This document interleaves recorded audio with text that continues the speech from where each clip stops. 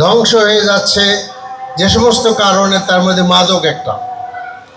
মাদকদের এমন হয়েছে, আপনাদের মনে থাকার কথা, এক পুলিশ অফিসারের মেয়ে ঐশী তার বাবা মা দুজনকে হত্যা করেছে, জেলে আছে এখন।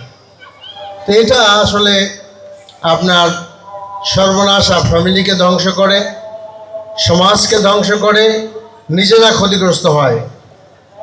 দীর্ঘদিন আমি ইবনে সিনাতে কাজ করেছি। আমাদের জিগাতলা, যেটাকে আমি ইমেজিং সেন্টার বলি, সেখানে এক তরুণকে ধরা হলো। তা আমাকে ফোন করা হলো, ওটা একটা ইয়াং ছেলেকে ধরা হয়েছে, সে কম্পিউটার হার্ড ডিস্ক নিয়ে পালাচ্ছে আর কি। তা আমি বললাম যে খবরদার তার গায়ে হাত দিবা না। তো যা গেলাম, দেখলাম ইয়াং ছেলে, নাদুস নদুস। নন ইনভার্টার এসির দামে ঘরে আনুন বিদ্যুৎ সাশ্রয়ী ইনভার্টার এসি।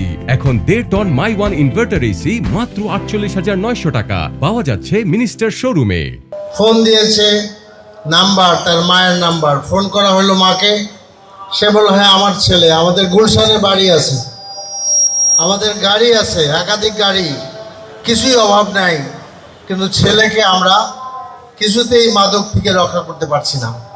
আমরা যদি পয়সা না দিই, ওই যে আপনাদের কাছে যে কম্পিউটার চুরি করে বিক্রি করার উদ্যোগ নিয়েছে। কাজে এটা আমাদের দেশের একটা মহামারী আকার ধারণ করেছে। এর কারণটা কি? আমাদের পাড়ায় মহল্লায় আমরা নাম দিয়েছি কিশোর গ্যাং, ঠিক না? কিশোর গ্যাং কেন আমাদের বাচ্চারা হবে? এর কারণ আনএমপ্লয়মেন্ট। আমাদের ঝরে যাওয়া বাচ্চারা matric fail, matric pass, intermediate fail, intermediate pass, তারপর বিএ পাস, অসংখ্য ছেলেমেয়েরা আজকে তাদের কর্মসংস্থান নেই, যার ফলে তাদের কোনো কাজ নাই, তারা নানান রকমের অপকর্মে লিপ্ত হয়ে পড়তেছে। কাজে এখানে একটি বড় প্রশ্ন দাঁড়াচ্ছে যে ইয়াংদের জন্য কাজ খুলে বাই করা, এবং এখানে বিস্তারিত বলার সময় নাই, নামাজ হবে, এ একটা জিনিস। দ্বিতীয় হলো যে আমাদের যে সমস্ত যত ধরনের মাদক আছে, এই মাদকগুলো আসতেছে বর্ডার থেকে, মিয়ানমার থেকে, ভারত থেকে, মোস্টলি এগুলো আসতেছে। এগুলা আপনার সরকারকে তার আইন শৃঙ্খলা রক্ষাকারী বাহিনীর দ্বারা প্রতিরোধ গড়ে তুলতে হবে।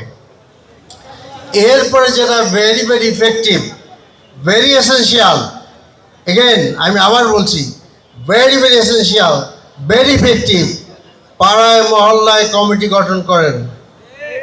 রাজি আছেন? প্রত্যেক পাড়ায় মহল্লায় কমিটি গঠন করেন। আমাদের পার্টির লোকেরা থাকবে, বিএনপির লোকেরা থাকবে, কি ঠিক আছে তো? বিএনপির লোকেরা থাকবে। সেখানে দুটি কাজ করতে হবে। নাম্বার ওয়ান, মাদক কারবারি এদেরকে অবাঞ্ছিত ঘোষণা করতে হবে।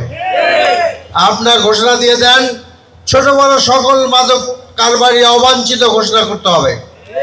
মাদক সেবনকারীদেরকে অবাঞ্ছিত ঘোষণা করতে হবে এবং শক্ত হাতে প্রতিরোধ করতে হবে। কারণ ক্যান্সার যেভাবে ভিতর থেকে আমাদেরকে ধ্বংস করে ফেলে, একটা রোগীকে, পরিবারকে ধ্বংস করে ফেলে, মাদক আমাদের ব্যক্তি, পরিবার, সমাজকে ধ্বংস করে ফেলছে।